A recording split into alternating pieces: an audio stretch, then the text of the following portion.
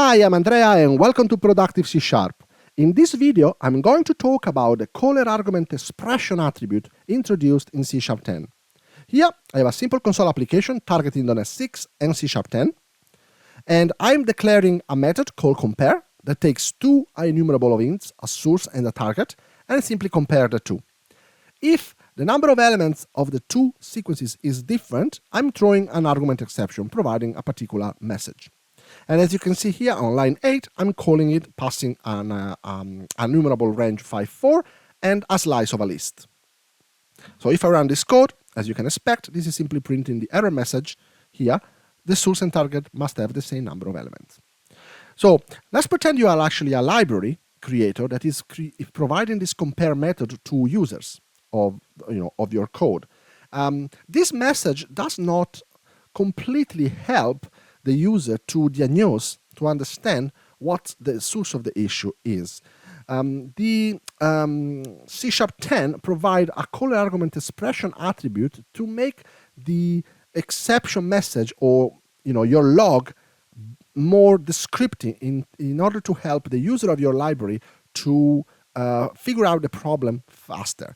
So I'm going to show you in a moment an implementation of the compare method that I called compare2. So I'm going to update this one to compare2 using a CallerArgumentExpression. So what you can do is create an additional parameter in your function that is a string and declare that with the CallerArgumentExpression attribute. The parameter of the CallerArgumentExpression takes the name of the parameter that you want to capture the expression. So at compile time, the compiler automatically detects the expression that the caller is using and assigning this expression as a string to your variable.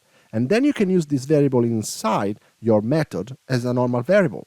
In this case, I'm simply using source expression and target expression in the error message inside the exception.